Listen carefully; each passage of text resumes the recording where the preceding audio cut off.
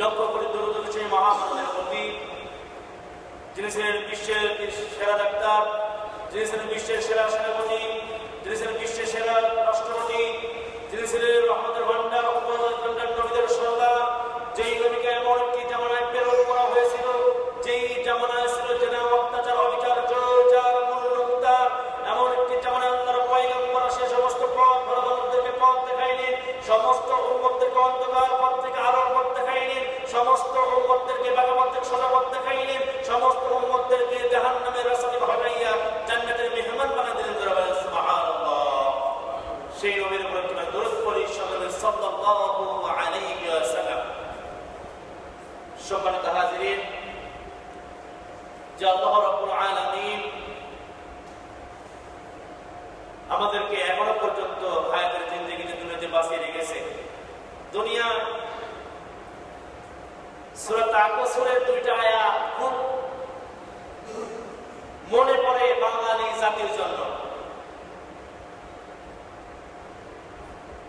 আল্লাহ রাব্বুল আলামিন বলেছেন যে দুনিয়ার মানুষের ওই পর্যন্ত লোভ লালসা, কাজ কর্ম, ব্যবসা বাণিজ্য কাজ শেষ হবে না যতক্ষণ না তাদের মুখের ভিতরে কবরের মাটি না যাবে। এটাই বাস্তবতা, এটাই সত্য। দুনিয়ায় যতদিন আমি বেঁচে থাকবো ততদিন পর্যন্ত আমার কাজ শেষ হবে না, ততদিন পর্যন্ত আমার ব্যস্ততা শেষ হবে না, ততদিন পর্যন্ত আমার আকাঙ্ক্ষা শেষ হবে না। যখন আমি দুনিয়া থেকে বিদায় নিয়ে চলে যাব, আমার আকাঙ্ক্ষাও শেষ হয়ে যাবে, আমার ব্যস্ততাও শেষ হয়ে যাবে, আমার আশাও শেষ হয়ে যাবে। কারণ দুনিয়া থেকে মানুষ যখন বিদায় নিয়ে চলে যায় তার জন্য দুনিয়ার কোনো কিছুই আটকে থাকে না, ঠিক আগের মতন আবার সবকিছু চলাচল করে। সম্মানিত হাজিরিন, তিরমিজি শরীফের একটা হাদিসের কথা খুব মনে পড়ে।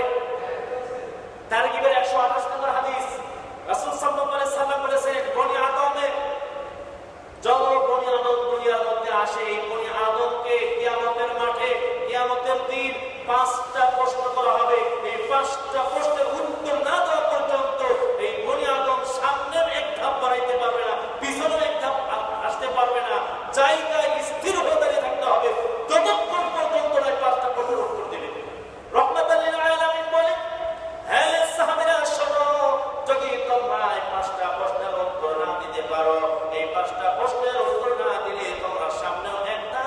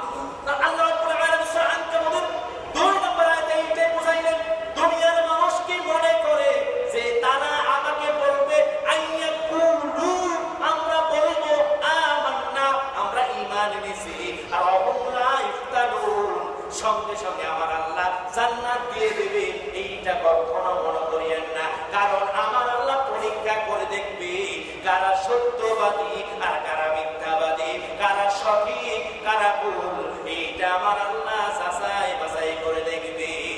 এই জন্য আল্লাহ রাব্বুল আলামিন বলেন, ইন্নাল্লাহা আশতারা মিনাল মুমিনিনা আনফুসাহুম ওয়া আমওয়ালাহুম বিআন্না লাহুমুল জান্নাহ ইউকাতিলুনা ফি সাবিলিল্লাহি ফায়ুকতালুনা ওয়া ইউকতালুন। 11 নম্বর পারা 9 নম্বর সূরা তাওবা 111 নম্বর আয়াত আল্লাহ রাব্বুল আলামিন বলেন, ইন্নাল্লাহা আশতারা, নিশ্চয় আমি আল্লাহ, অবশ্যই আমি আল্লাহ, আশতারা মিনাল মুমিনিন, মুমিনদের থেকে ক্রয় করে নিয়েছি, আনফুসাহুম তাদের জান, ওয়া আমওয়ালাহুম তাদের মাল। এই জান আর মাল আমি আল্লাহ ঈমানদারের কাছ থেকে ক্রয় করে নিয়েছি, কিনে নিয়েছি, বিআন্না লাহুমুল জান্নাহ, বিনিময়ে তাদেরকে জান্নাত দেব। বলেন সুবহানাল্লাহ। আল্লাহ রাব্বুল আলামিন বলতেছেন, যারা ঈমানদার, যারা মুমিন, যারা বিশ্বাসী, এই মানুষগুলোর থেকে তাদের জান আর মাল, এই দুইটা আমি আল্লাহ ক্রয় করে নিয়েছি, কিনে নিয়েছি, আমার কাছে তারা বিক্রি করে দিয়েছে। আর এর বিনিময় বিআন্না লাহুমুল জান্নাহ, এর বিনিময় আমি আল্লাহ তাদেরকে জান্নাত দিয়ে দেব। বলেন সুবহানাল্লাহ। এখন এই জান আর মাল দিয়ে কি করতে হবে? আল্লাহ বলেন, ইউকাতিলুনা ফি সাবিলিল্লাহ, এই জান আর মাল আমার রাস্তায় যারা দেবে, আমার জন্য যারা বিলিয়ে দেবে, আমি আল্লাহ ওয়াদা দিয়ে দিলাম তাদেরকে আমার নিয়ামতপূর্ণ জান্নাত দিয়ে ধন্য করে দেব।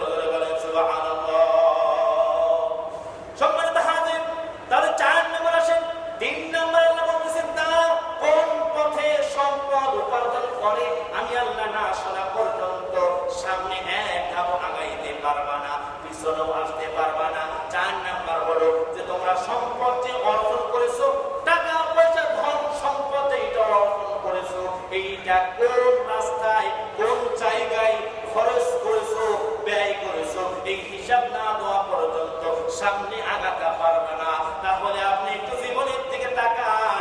আল্লাহ যদি বলে তোমার সম্পদ কোন পথে অর্জন করেছো আর কোন পথে ব্যয় করেছো, এই কথা যদি জিজ্ঞাসা করে, অধিকাংশ মানুষ থেকে যাবে।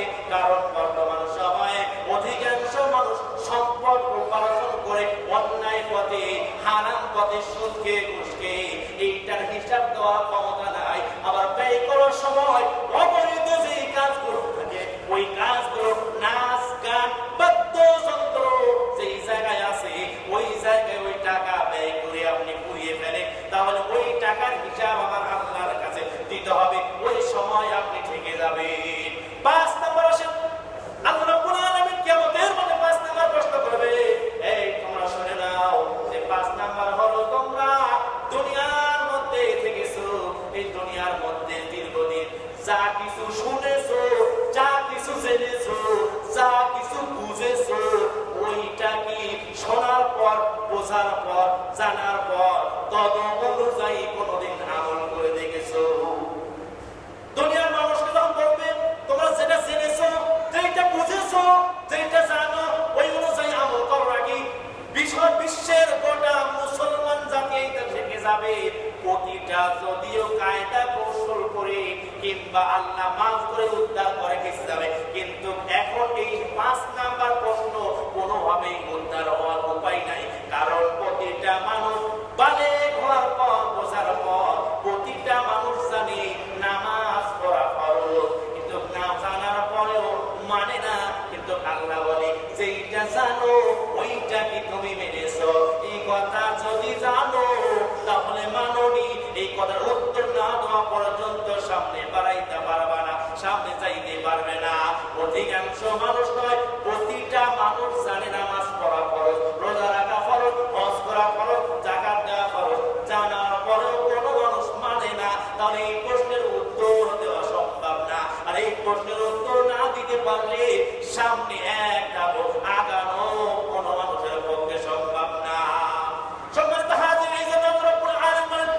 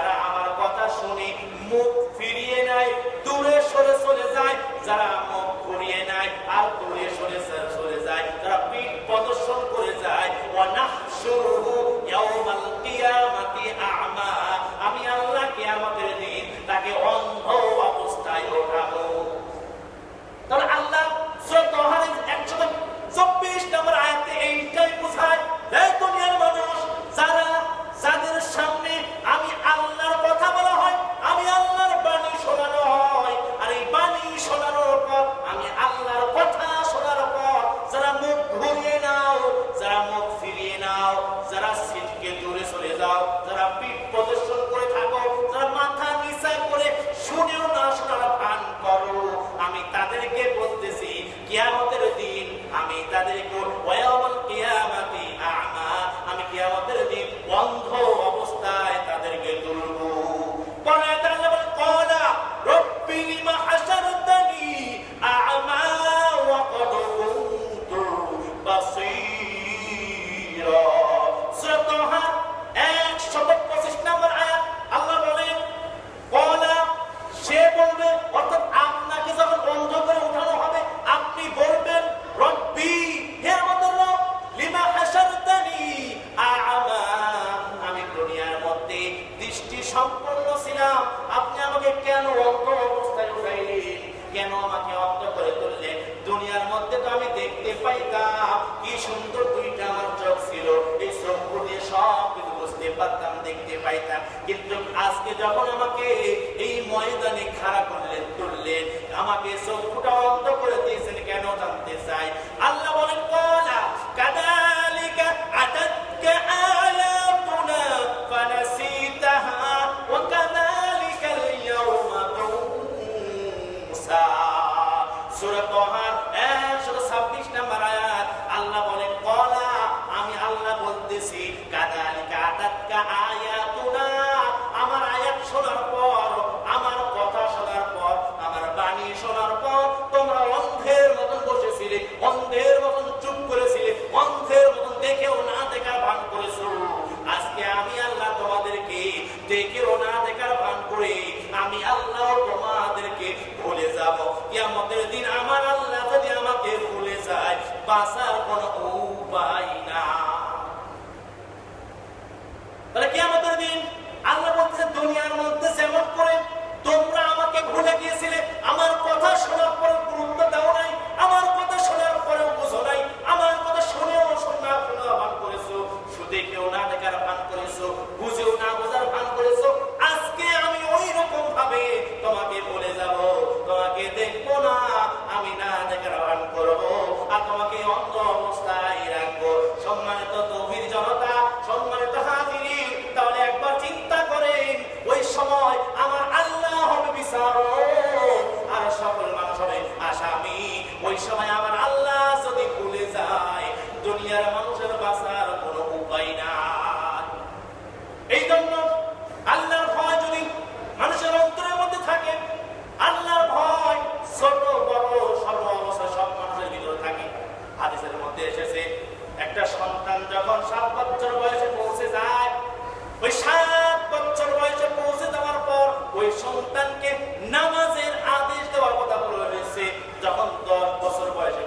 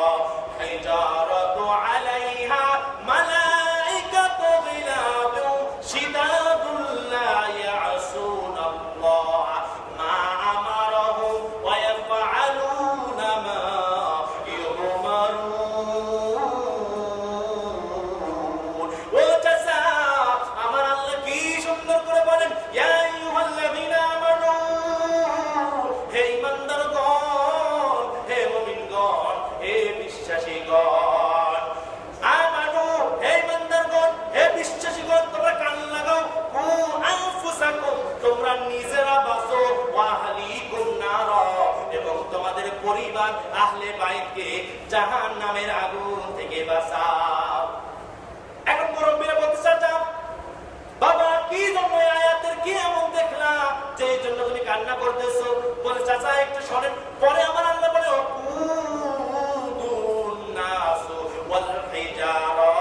ও চাচা, এই জাহান্নামের আগুনের মধ্যে মানুষ আর পাথর জাহান্নামের আগুনের মধ্যে থাকবে। শুধু তাই নয়, আলাইহা মালাইকাতুন গিলাদুন শিদাদ। ও চাচা কান খুলে শুনে নেন চাচা, ওই জাহান্নামের মধ্যে যে শাস্তি দেওয়া হবে, ওই শাস্তিটা মালাইকাতুন এমন একজন ফেরেশতা থাকবে, গিলাদুন শিদাদুন লা ইয়াসুনাল্লাহ।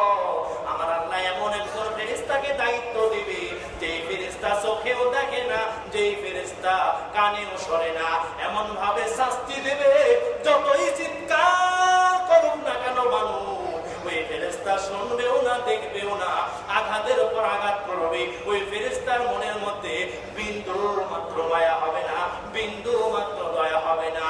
ও চাচা, আমি এই জন্য কান্না করি যে আমার বড় ভয় হয়। আমি যখন দেখেছি মা বোনেরা চুলার মধ্যে আগুন জ্বালায়, যখন আগুনটা জ্বালানো শুরু করে দেয়, আমি দেখেছি আমার মা চুলার মধ্যে আগুন জ্বালানোর সময় ছোট ছোট পাতলা পাতলা লাকড়িগুলো, খড়িগুলো আগে দেয়। যখন দাও দাও করে আগুন চলে যায়, তখন মোটা মোটা বড় বড় লাকড়িগুলো দেয়। ও চাচা, এই জন্য আমি কান্না করি যে আমার বড় ভয় হয় আমি শিশু আলিয়াসকে দিয়ে আমার আল্লাহ না জানি জাহান্নামের আগুন জ্বালায়। এই ভয় আমার অন্তরের মধ্যে গিয়েছে, এই জন্য আমি কান্না করি। সঙ্গে সঙ্গে যেই কয়েকটা চাচা ছিল, মুরব্বী ছিল, সকল মানুষগুলো হাউ মাউ করে কান্না শুরু করেছে। ও বাবা, কোনোদিন এইরকম ভাবে চিন্তা করি নাই, কোনোদিন এইরকম ভাবে ভাবি নাই যে আমাদেরকে দিয়ে জাহান্নামের আগুন আমার আল্লাহ জ্বালাবে। ও বাবা, এইভাবে কল্পনা কোনোদিন করি নাই, চিন্তা কোনোদিন করি নাই। এই জন্য ওই সময় ওই শিশু আলিয়াসকে মানুষগুলো বুকের মধ্যে জড়িয়ে ধরে, বাবা তুমি যত বড় মানুষ নয়, তত বড় চিন্তা করেছো, আমরা কোনোদিন এইরকম করে ভাবি নাই। আসলে আমরাও তো এইরকম ভাবে কোনোদিন চিন্তা করি না যে জাহান্নামের লাকড়ি হবে, খড়ি হবে, ওয়াকুদুহান্নাস, মানুষ আর পাথর, তার এই পাথর দিয়ে আর মানুষ দিয়ে জাহান্নামের আগুন পরিপূর্ণ করবে। যে আমাকে দিয়েই না জানি আল্লাহ জাহান্নামের আগুন দাও দাও করে জ্বালায়। এইটা যদি হয় কি অবস্থা হবে? দুনিয়ার মধ্যে যে আগুনটা জ্বালানো হয়, ওই আগুনের মধ্যে হাত তুলে হাতে ফোসকা পড়ে যায়, এই চিন্তা করে হাত দিই না। আর জাহান্নামের আগুন দুনিয়ার আগুনের থেকে 69 গুণ বেশি আগুনের হিট। ওই আগুনের মধ্যে একবার যদি আপনাকে দিয়ে দেয়, তাহলে আপনার কি অবস্থা হবে একবার চিন্তা করে দেন। দুনিয়ার মানুষ আমরা মৃত্যু থেকে বাঁচার চেষ্টা করি, কিন্তু জাহান্নাম থেকে নয়। কিন্তু এই দুনিয়ার মানুষ ইচ্ছা করলে জাহান্নাম থেকে বাঁচতে পারে, মৃত্যু থেকে নয়। কথা বলেন ঠিক কিনা?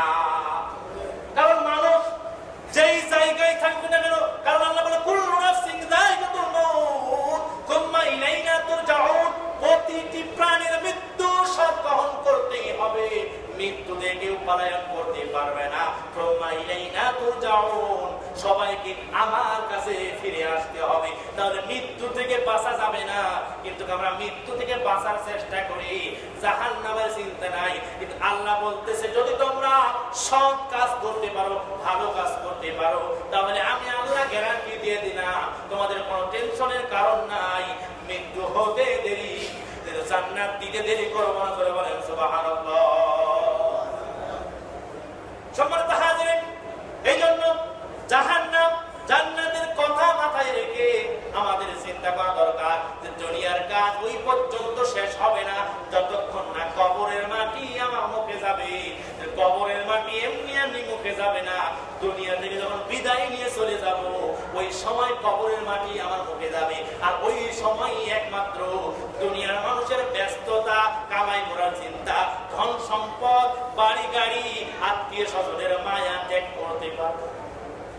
কারণ মারা না যাওয়া পর্যন্ত কোনো মানুষের ব্যস্ততা কাটে না, কোনো মানুষের হিসাব নিকাশ শেষ হয় না।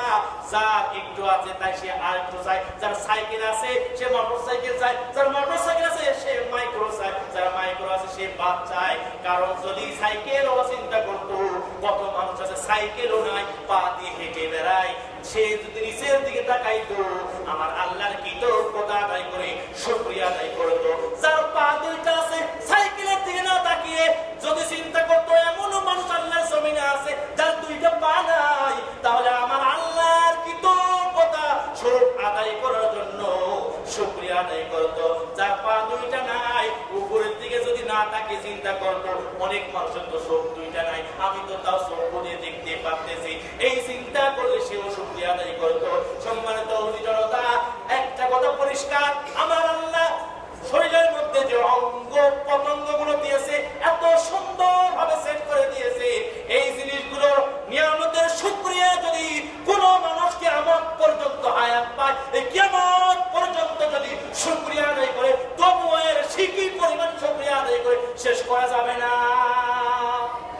আসলে আমার আল্লাহ যত দেয়, আর দেওয়ার পরে আমাদের মেধা তো সামান্য মেধা, আমরা চিন্তা করি আল্লাহ মনে ভুল করেছে। আচ্ছা, ওই ঘটনার মতো হয়েছে, একজন মানুষ সফরে বের হয়েছে, সফরে বের হওয়ার পর একটা বট গাছ, পাইকর গাছ, এই পাইকর গাছের নিচে বসেছে। বসার পর উপরের দিকে তাকে চিন্তা করতে, হায় রে আমার আল্লাহ কত বোকা, আমার আল্লাহর বুদ্ধি এত কম, এত বড় বিরাট গাছ, এই গাছে সামান্য সামান্য ফল, ছোট ছোট ফল দিয়েছি। আর লতা গাছ, যেই গাছের কোনো ওজন নাই, যেই গাছের কোনো শক্তি নাই, এই লতা গাছে কত বড় বড় কত দেয়, লাউ দেয়। আমার আল্লাহ মনে হয় একটু বুদ্ধি কম। আর চিন্তা করার পর বসেছে, বসার পর চিন্তা করে একটু শুয়ে রেস্ট নেই।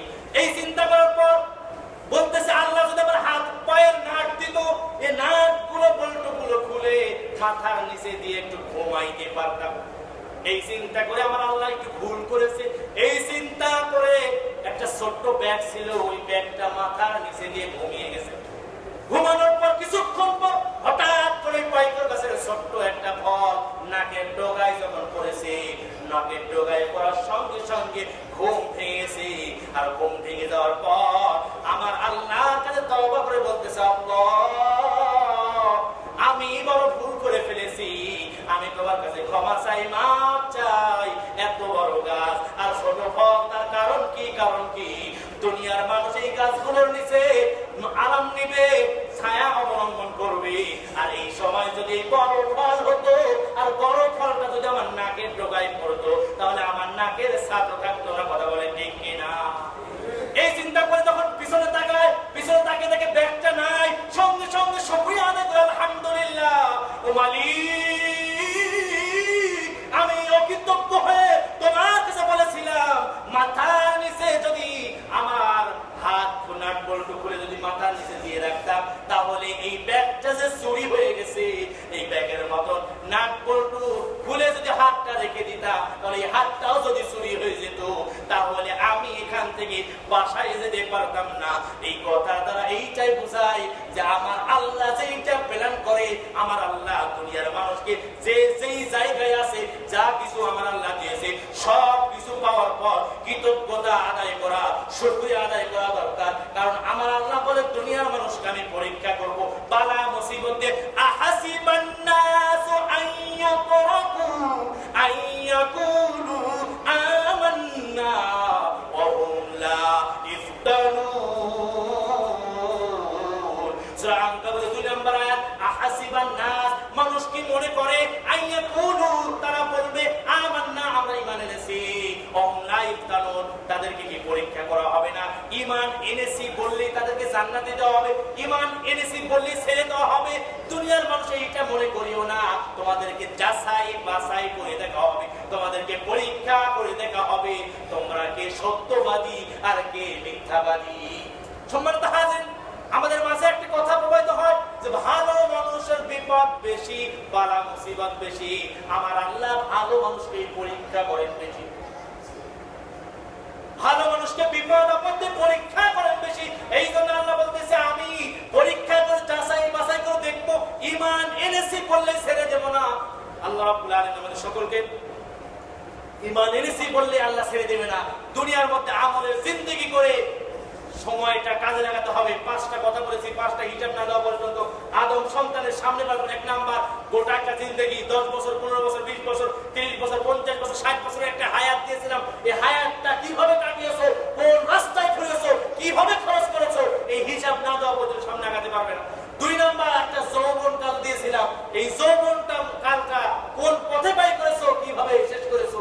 3 নাম্বার, কোন পথে সম্পদ উপার্জন করেছো, টাকা পয়সা উপার্জন করেছো। 4 নাম্বার, এই টাকা পয়সা ধন সম্পদগুলো কোন রাস্তায় ব্যয় করেছো, কোন রাস্তায় খরচ করেছো। আর 5 নাম্বার, তোমরা যা জেনেছো, যা বুঝেছো, যা শুনেছো, ওইটাকে আমল করেছো। এই 5টা কথার উত্তর না দেওয়া পর্যন্ত আদম সন্তানেরা সামনে আগাতে পারবে না।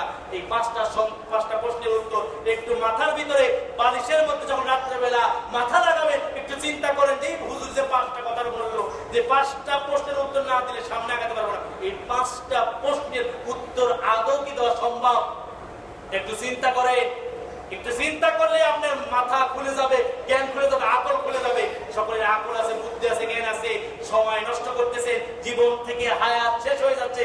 একটা দিন, একটা ঘন্টা, একটা মিনিট, একটা সেকেন্ড যাচ্ছে মানে আপনার হায়াত পুড়িয়ে যাচ্ছে, কমে যাচ্ছে। আপনার পুরা জিন্দেগির হিসাব আমার আল্লাহর কাছে দিতে হবে। আল্লাহ রাব্বুল আলামিনের মধ্যে সকলের কপালে হেদায়েত নসিব করুন। 5 ওয়াক্ত নামাজ পড়ার তৌফিক দান করুন। সকলে আল্লাহুম্মা আমিন। ওয়া আখিরু দাওয়ানা